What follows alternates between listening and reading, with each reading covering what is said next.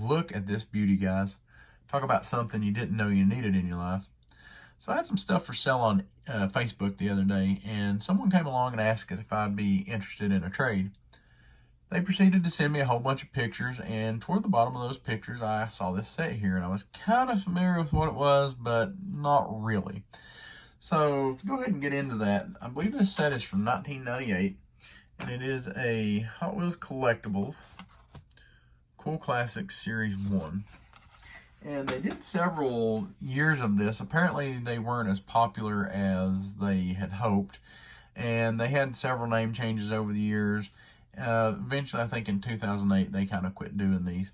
And the funny thing was, when I was researching this, because I was collecting Hot Wheels at this time, and I really didn't remember these, but I noticed that Orange Track Diecast had just done a write-up about this specific set around the beginning of March. So I'm going to leave a link in the description for that. If you want some more information with a little bit more detail, you can go look that up.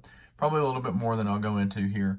But, of course, when I got this, I immediately wanted to compare it to the new Team Transport, the Speedways, and the Classic Hydroplane, because it's Hot Wheels, and it's a boat, and there's a truck hauling a boat. You know, kind of an obvious thing here in my mind. And, you know, of course, it's a different style. This is a very nice looking casting. You know, the funny thing was, I never could tell if this was popular or not. They were kind of hard to get for a while. The price went up more than I thought they was going to. But nobody I saw was really, like, talking about it. So I don't know if it was just like, hey, you know, very rare for Hot Wheels to do, like, a boat like this. So I'm just going to buy it. But, you know, I thought it was cool, so I was glad to pick it up. But really, it's kind of hard to compare the two, other than just a truck hauling a boat. And the more I looked at this, the more I started noticing the details on it. And I thought, you know, really, this compares more to like an RLC. And so you can see here we have from the RLC this Chevy C10, you know, in the vein of being a Chevy pickup, red. A really nice looking car, but you can see the camera doesn't really do this Apache justice, but you can definitely tell a difference in the paint. And of course, this is Spectre Flame. I swear I don't know what they use on this, but it really looks like automotive grade paint. It's fantastic.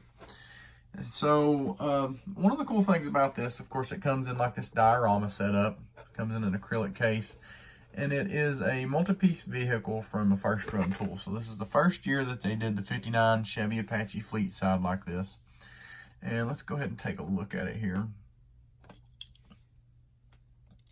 And as I said, the paint looks really nice on this.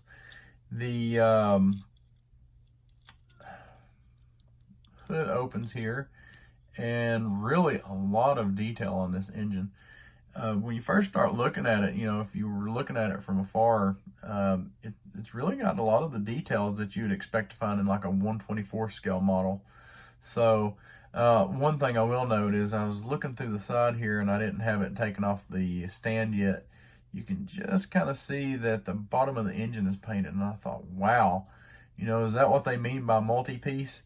And you flip it over, and I'll be honest, I was a little disappointed. Not that you should expect more detail than this for probably what the price point was, but, you know, kind of had my hopes up. But as you can see, there's some drivetrain detail on the bottom here. Of course, the engine's painted, exhaust is painted, and we're riding on Real Riders here. Pretty beefy Real Riders at that.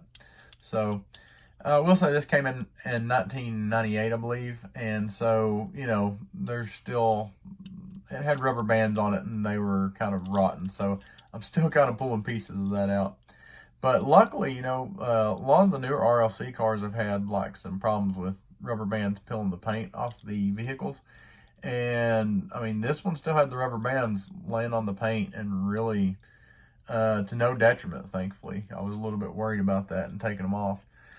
But back to the engine here, a lot of detail. Of course, we've got, it's a separate piece. Have the valve covers painted, a little bit of paint detail on the carbs. You can see the exhaust manifolds there. Radiator, separate radiator hose with some space in there. It's just a really cool looking engine bay. A lot of detail as far as the headlights, turn signals, Really clean looking glass up here. Details around the windows and trim. The wheels, compared to the wheels we have now on some of the RLC and the premiums, probably, I mean, they look a little dated, but they're still not bad. They're not bad at all. And so, I don't fault them for that. Bed looks really cool. Separate piece here. Lots of detail around the back, from the lettering, the tailgate hardware, tail lights, even the bumper. Just really a lot of detail on this vehicle. And I wish I knew what they retailed for new. I have a feeling it was somewhere around the $15 to $20 mark, but I've not been able to confirm that anywhere. If you do know and kind of remember these, leave it in the comments if you would. Really cool bed cover here. Kind of got this two-tone going on that bleeds over into the interior. Really clean looking interior. That white with just that black stripe in the middle. Really nice. One thing I hadn't looked at really was the dash. Lots of details there. There's a gauge cluster and quite a bit of detail on that steering wheel even. So the more I look at this, the more I find. Just a really nice piece. Even down to the windshield wipers. Taking a look at the trailer here. Of course, it's on Real Riders as well. Got the same high quality paint. And one thing I like about this is they have the, of course, it does fit on the bumper of the truck and you can pull it. It looks really nice behind it.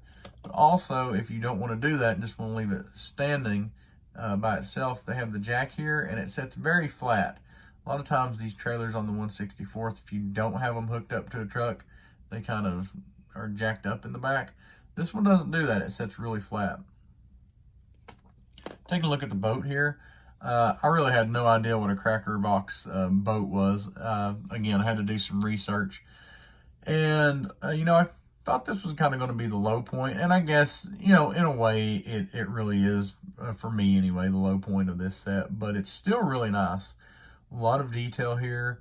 You can tell just the different parts of paint and the detail they've had to go into here for the wood.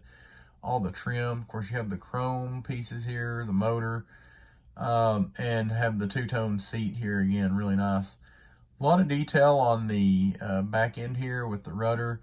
And one unfortunate thing I noticed is that right before I started filming, I saw this little piece laying on the table, and it was actually the propeller. So the propeller is a separate piece. I don't know if it got caught on something or if it's just had some glue that's disintegrated over the years, but definitely going to try to fix it because this is a really nice piece. Deserves kind of, being restored a little bit, I think. Fits really good on this. Looks really nice on the trailer. And as I said, you can kind of see here that it doesn't pop up in the back when you set it on the ground. And also, looks really good. If I can hold on to everything here. Looks really good being pulled by the truck too. So overall, you can tell they just put a lot of thought and work into the detail on this whole set, how it goes together. It's got me really interested in looking at some of the other sets. They had different themes from things like race day to drive-in and just a whole bunch of them. So it was kind of odd to me to see that it didn't do as well as they expected. I think they had to change the series name a few times. Overall, it lasted about 10 years, so I'm not sure how many releases they had, but I'm going to be looking into it, seeing if there's anything else that, I might be interested in. If you're familiar with these and there's any of these sets that you'd like to see, let me know. Maybe I can run into them and do a little video on them, check them out. So, guys, leave me your thoughts in the comments on this. Do you like this? Do you wish that they would go back to making kind of this quality? Because, this wasn't something that you had to order through a club membership. These were available in stores as far as I remember. I have a few of the 1/18 scale in this series, or the Hot Wheels Collectibles series, I guess you'd call it. So, really cool that you could buy something this quality in stores. Now, how much would that be these days? Hard to say. It very well may be up in the, well, gosh, now that I'm thinking about it, I'd hate to guesstimate, because you're not just dealing with the one vehicle, you're dealing with kind of a set. So it's almost like a cross between a Team Transport and one of the diorama sets. And we all know the dioramas are about 30 bucks. So I'm sure this would be at least that much, probably more. But, you know, a lot of detail, really cool, really happy that I picked it up. So let me know if you had any of these or if you've seen these anywhere. And guys, appreciate y'all watching this far. If you would, give us a like and a subscribe. Trying to grow the channel a little bit, be able to do some more better videos for you guys. If you know anybody that might be interested in this, please give it a share. And hope everybody's having a good week. Going into the weekend here. It's getting closer, y'all. And with that, happy hunting.